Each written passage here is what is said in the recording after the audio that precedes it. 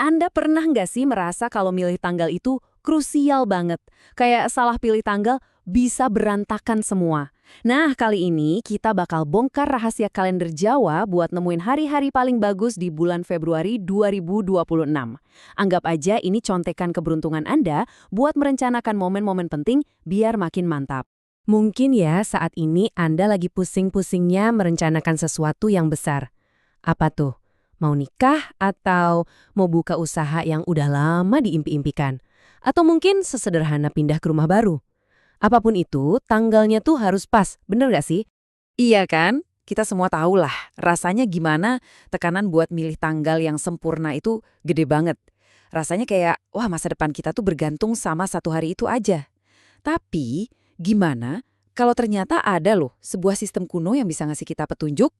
Oke, bagian pertama ini kita bakal lihat dulu kenapa sih milih hari yang pas itu penting banget dan gimana caranya sebuah tradisi kuno justru bisa jadi jawaban yang kita cari-cari selama ini. Nah, disinilah kerennya. Kita bakal lihat gimana sistem kalender Jawa, warisan budaya kita yang kaya banget ini, justru bisa ngasih panduan yang jujur aja ya, jelas banget buat keputusan-keputusan penting kita di zaman sekarang.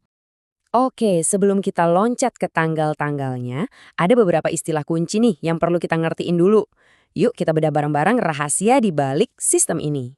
Yang pertama, ada yang namanya wetan. Gampangnya gini, anggap aja ini kayak sidik jari unik buat setiap hari. Jadi ini tuh gabungan dari hari yang biasa kita kenal, Senin sampai Minggu, dengan 5 hari pasaran Jawa, Legi, Pahing, Pon, Wage, dan Kliwon. Nah, lanjutannya ada Neptu. Setiap wetan tadi, gabungan hari tadi, itu punya nilai angka. Angka inilah yang dipercaya menyimpan energi atau karakter khusus hari itu. Dari sinilah kita bisa tahu hari ini cocoknya buat nikah, buat bisnis, atau buat hal-hal lain. Oke, sekarang kita masuk ke bagian yang paling ditunggu-tunggu. Ini dia, tanggal-tanggal terbaik di bulan Februari 2026 menurut perhitungan Jawa. Nah, ini dia daftarnya, tanggal-tanggal emas di Februari 2026. Bisa dilihat ya, ada tanggalnya, ada wetonnya, nilai Neptu, dan yang paling penting, rekomendasi kegunaannya. Coba deh perhatiin kolom Neptu. Gampangnya, makin tinggi angkanya, makin kuat energinya. Cocok banget buat acara-acara besar. Yuk kita lihat beberapa contoh biar lebih kebayang. Misalnya nih, Anda lagi ngerencanain sesuatu yang skalanya besar, yang butuh dorongan energi super kuat. Contohnya, grand opening bisnis atau hajatan gede. Langsung deh lingkari kalender di tanggal 12 Februari, wetennya Kamis Kliwon, dengan Neptu 16. Wah, ini dianggap kuat banget. Tapi gimana kalau yang dicari bukan soal kekuatan, tapi lebih ke harmonisan? Nah, kalau buat pernikahan, catat nih tanggal 19 Februari. Wetonnya Kamis Pon, dan ini direkomendasikan banget. Energinya itu dipercaya bisa membawa adem, damai ke dalam rumah tangga. Satu lagi ya, buat Anda yang mau mulai bisnis atau proyek jangka panjang yang butuh pondasi kuat biar awet, coba deh pertimbangkan tanggal 20 Februari. Wetonnya Jumat Wage yang diyakini punya energi buat mendukung sesuatu yang kokoh dan tahan lama. Eits, nggak cuma soal tanggal baik aja. Ada beberapa info menarik lainnya nih seputar bulan Februari 2026 yang perlu kita tahu juga.